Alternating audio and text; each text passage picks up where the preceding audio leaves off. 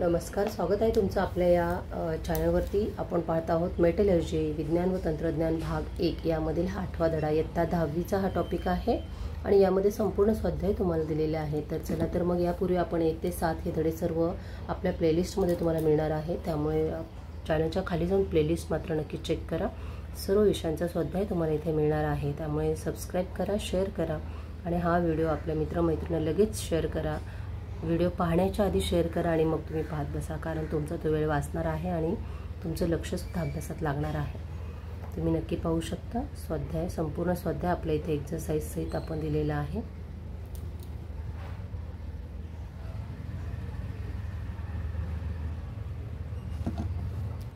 Question number 2, make the pair substance and their properties.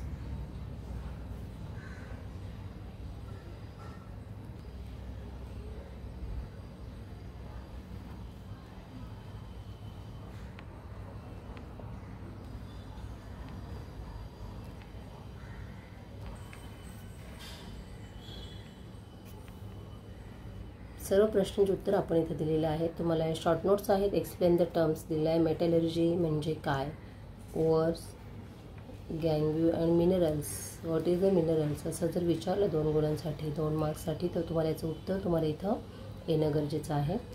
Question number 5 मध्ये विचारलं आहे scientific reason, give the scientific reason. यामध्ये lemon or the tamarind is use for the cleaning copper vessels turning the greenish.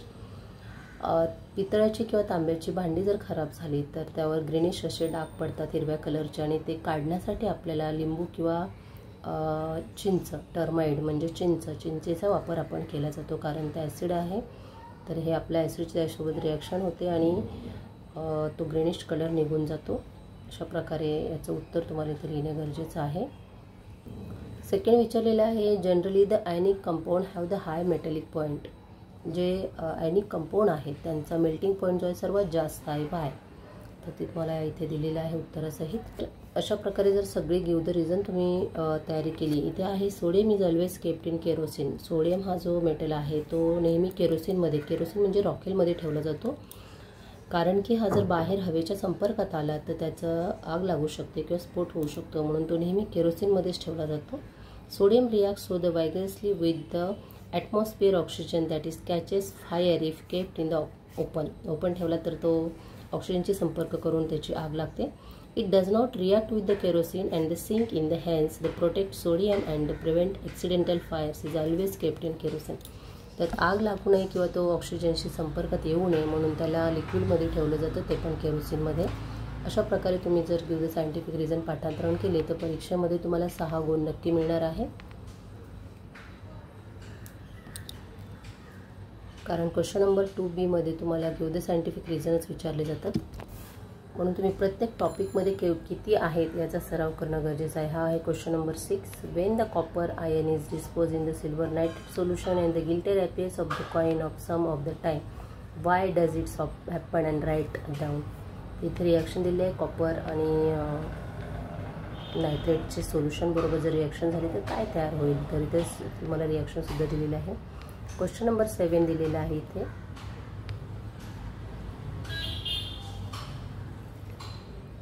Question number 7च्याच राहिलेल्या reaction आहे 2, sodium आणि dilute HCl बरोबर झाली reaction तर आपल्या NaCl मिळते, सोडियम क्लोराईड। या प्रकारे draw the neat label diagram तुम्हाला इथे सांगितलेले आहे। डायग्राम काढायचे नीट लेबल्ड म्हणजे नावासहित तुम्हाला मॅग्नेटिक सेपरेशन मेथड तुम्हाला इथे काढायची आहे। त्याची प्रोसेस लिहिल्यानंतर आकृती सुद्धा काढणं गरजेचं आहे।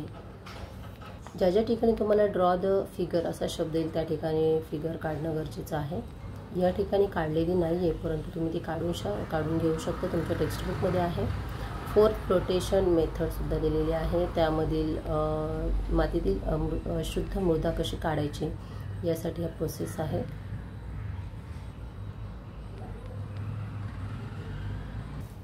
राहिलेलं उत्तर पुढील पानावरती आहे, तुम्हाला स्वाध्याय समजेल। संपूर्ण स्वाध्याय तुम्हाला इथे एक प्रश्नाच्या आकड्यासहित उत्तरासहित तुम्हाला इथे दिलेला आहे।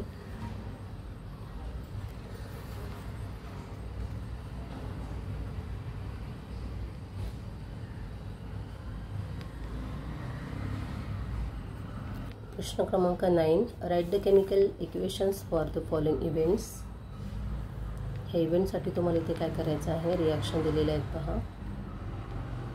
When the aluminum is exposed to the air and develop to the oxide layers in the alumina, 4 ॲल्युमिनियमचे 4 molecule आणि ऑक्सिजनचे 6 मॉलिक्यूल जर घेतले तर हीट त्याला उष्णता दिल्यानंतर आपला टॉईस Al2O3 म्हणजे ॲल्युमिनियम ऑक्साईड इथे तुम्हाला मिळणार आहे. कारण ऑक्सिजनचे मॉलिक्यूल ॲल्युमिनियमसोबत रिॲक्शन होते उष्णता दिल्यानंतर.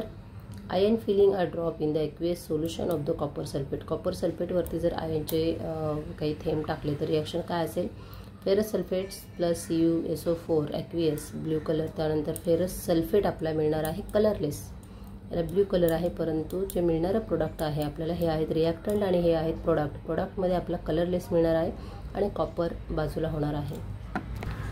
त्यामधील तिसरी रिॲक्शन आहे. The reaction was the broad about the between ferric oxide आणि ॲल्युमिनियम. तर इथे फेरिक ऑक्साईड दिलेलं आहे, थ्राईस Fe3O3 प्लस 4 ॲल्युमिनियम दिलेलं आहे. ॲल्युमिनियमचे 4 मॉलिक्यूल दिले आहे. यांची रिॲक्शन झाल्यानंतर आपल्याला 9 फेरस मिळतो आहे आणि ॲल्युमिनियम टॉईस Al2O3 आणि हीट उष्णता बाहेर पडते आहे. Electrolysis of alumina is done. Electrolysis विक्रिया कशी घडते, ॲनोड रिॲक्शन आणि कॅथोड रिॲक्शन. ऑक्सिजनचे मॉलिक्यूल त्याच्यावरती 2- चार्ज आहे आणि इट गिव्ज ऑक्सिजन प्लस आणि 4E इलेक्ट्रॉन बाहेर पडतात म्हणजे ऑक्सिडेशन झाले. आणि cathode reaction Al3 plus 3E electron याच्यामध्ये ॲड होतात म्हणजे Al3 असं आपलं कॉम्बिनेशन होतं, Al1 रिडक्शन. चौथी रिॲक्शन आहे zinc oxide is dissolve in the dilute hydrochloric acid. Zinc acid जे आहे सॉलिडमध्ये ते HCl लिक्विडमध्ये जर त्याची रिॲक्शन झाली तर आपल्या Zn क्लोराईड झिंक क्लोराईड मिळतं आणि H2O वॉटर जे आहे ते बाहेर पडतं. अशा प्रकारे divide the method metals copper, zinc, calcium, magnesium, ferrous, nickel, sodium, lithium into 3 groups, namely the reactive methods, moderately reactive and metal is a less reactive metal. यामध्ये तुम्हाला कन्वर्ट करायचे आहेत. हे जे मेटल दिले आहेत तुम्हाला तर यामध्ये हायली ॲक्टिव्ह मेटल कोणते आहेत, मॉडरेट म्हणजे एकदम मध्यम कोणते आहेत आणि हे लेस सगळ्यात लेस रिॲक्टिव्ह कोण आहे तर याची तुम्हाला लिस्ट बनवायची आहे. हायली रिॲक्टिव्हमध्ये सोडियम, लिथियम, कॅल्शियम येणार आहे आणि अगदी मध्यममध्ये Zn, फेरस आणि मॅग्नेशियम. Zinc, ferrous, magnesium. सर्वात कमी रिॲक्ट होणारा जो आहे तो कॉपर आहे, म्हणून आपण कॉपरचे तार जे आहे ते इलेक्ट्रॉनिक करंटमध्ये सुद्धा वापर केला जातो. तशा प्रकारचा संपूर्ण स्वाध्याय पाहण्यासाठी चॅनलला भरभरून प्रतिसाद द्या, सबस्क्राईब करा, हा व्हिडिओ आपल्या मित्रमैत्रिणींपर्यंत जरूर शेअर करा. धन्यवाद.